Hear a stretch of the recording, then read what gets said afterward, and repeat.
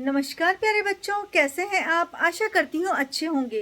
तो आज हम करेंगे हो गई है पीर पर्वत सी के प्रश्नोत्तर।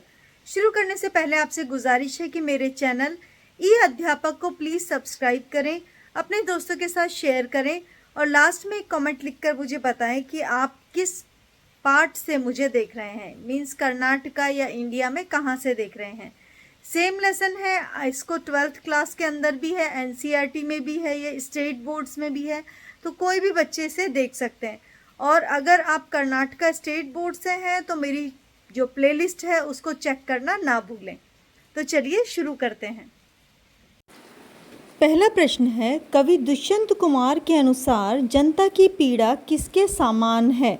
उत्तर, कवि दुष्यंत कुमार के अनुसार जनता की पीड़ा पर्वत के समान है। दूसरा, पीर पर्वत हिमालय से क्या निकलनी चाहिए। पीर पर्वत हिमालय से गंगा निकलनी चाहिए। तीसरा प्रश्न, दीवार किसकी तरह हिलने लगी। दीवार पर्दों की तरह हिलने लगी। चौथा प्रश्न, पीड़ित व्यक्ति को किस प्रकार चलना चाहिए। उत्तर, पीड़ित व्यक्ति को हाथ लहराते हुए चलना चाहिए। पांचवा, कवि का क्या मकसद है। उत्तर, कवि को केवल हंगामा खड़ा करना मकसद नहीं है। छठा, सीने में क्या जलनी चाहिए। सीने में आग जलनी चाहिए। कवि के अनुसार क्या शर्त थी। कवि के अनुसार दीवारों के साथ बुनियादें भी हिलनी चाहिए। पहला प्रश्न, कवि दुष्यंत कुमार के अनुसार समाज में क्या फैला हुआ है। उत्तर, कवि दुष्यंत कुमार के अनुसार समाज में दुख, दर्द, पीड़ा अब हद से भी ज़्यादा हो गए हैं। उनकी आवाज़ सुनने वाला कोई नहीं। उनकी पीड़ा पर्वत की तरह ऊंची होती जा रही है। दुख के इस महापर्वत को अब पिघलना चाहिए। समाज के लोग केवल भाषण देते हैं, शोर मचाते हैं, लेकिन समस्या का समाधान कोई नहीं करता। समाज में हर जगह भ्रष्टाचार फैला है। कवि यहाँ पर परिवर्तन लाकर समाज में बदलाव लाना चाहते हैं।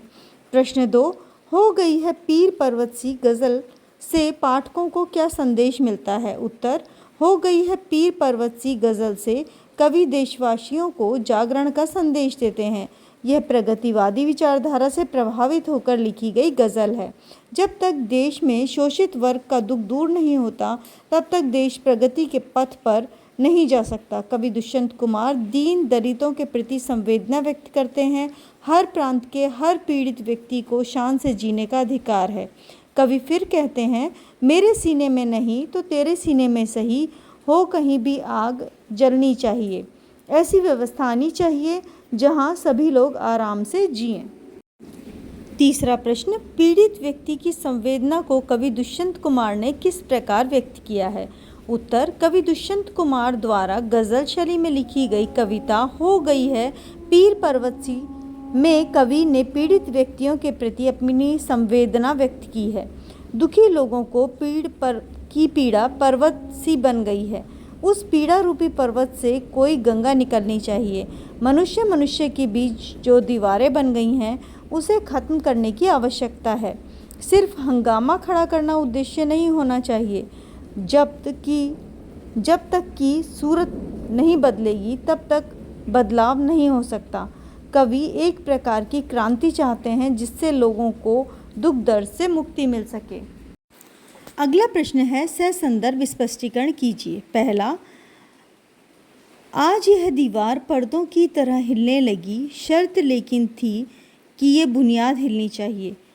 प्रसंग, प्रस्तुत पद्यांश हमारी पाठ्य पुस्तक साहित्य गौरव के हो गई है पीर पर्वत सी नामक आधुनिक कविता से लिया गया है, जिसके रचयिता दुष्यंत कुमार हैं।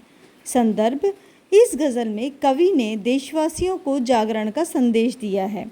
स्पष्टीकरण, कवि कहते हैं कि आज यहाँ जाति, भेदभाव, धर्म और शोषण की दीवारें ऐसे हिल रही हैं जैसे खिड़कियों और दरवाज़ों पर लगे हुए पर्दे हिल रहे होते हैं।